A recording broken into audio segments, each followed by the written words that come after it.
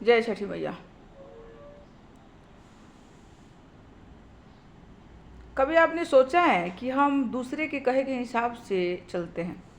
हमारा अपना कोई ओपिनियन नहीं होता है, हम अपना बुद्धि कहीं नहीं लगाते हैं, हम सिर्फ नकल करते हैं।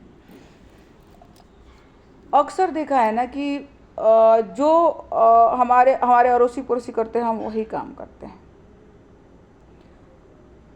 हम पहला कदम हमारा नहीं होता है, हम इंतज़ार करते हैं उस पहला कदम का कि कोई पहले कदम बढ़ाए, उसके बाद में हम बढ़ाएंगे। ये क्या है? मतलब हम इस धरती पे क्यों आए हैं? दूसरे के पीछे पीछे चलने के लिए आए हैं कि दूसरे के पीछे चलना है? हमारा कुछ वजूद नहीं है, हम अपने से पहला कदम उठा नहीं सकते हैं, हम अपने से चल नहीं सकते हैं, हम अपने से सोच नहीं सकते हैं, कहीं भी किसी कार्य में हम अपना बुद्धि नहीं लगा सकते हैं। बस आसान तरीका ढूंढते हैं, एकदम आसान तरीका कि वो कर रहा है तो उसके जैसा करना है। क्यों भाई, क्यों ऐसे करना है? आप अपना बुद्धि लगाओ ना, आप थोड़ा सा विचार करो,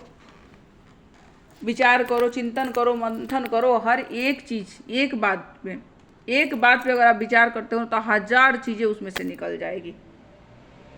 पर हम ऐसे करते नहीं, हमें तो बिल्कुल ही आसान और सीधा रास्ता चाहिए, क्योंकि विचार करने में समय लगता है।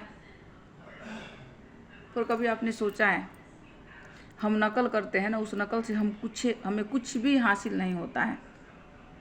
और जब हम विचार करते हैं किसी भी चीज़ का, मंथन करते हैं, उस पर चिंतन करते हो, तो उसमें से निकल के अनमोल रत्न आते हैं, जो हमारे खुद के अंदर के खजानों में होते हैं।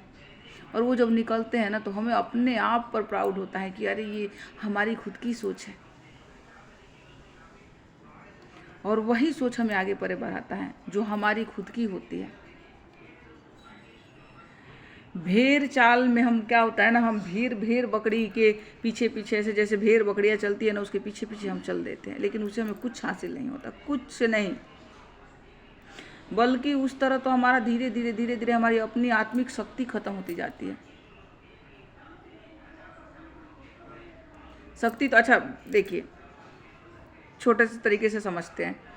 जैसे कोई इंसान कमज़ोर है तो उसको हम वॉक करने के लिए बोलते हैं, उसको हम जिम जाने के लिए, उसके पैर में जान नहीं है तो उसको जिम जाने के लिए बोलते हैं, वॉक करने के लिए बोलते हैं कि मजबूत हो। उसी तरह से यहाँ बुद्धि का भी है हमारा, जब हम अपना बुद्धि को चलाते हैं ना तो वो मजबूत होता है, और धीरे धीरे उसमें से अनमोल रत्न निकल के आते हैं जो हमारा और दूसरों का, सबका कल्याण करता है। इसीलिए खुद सोचिए, खुद विचारिए, उसके बाद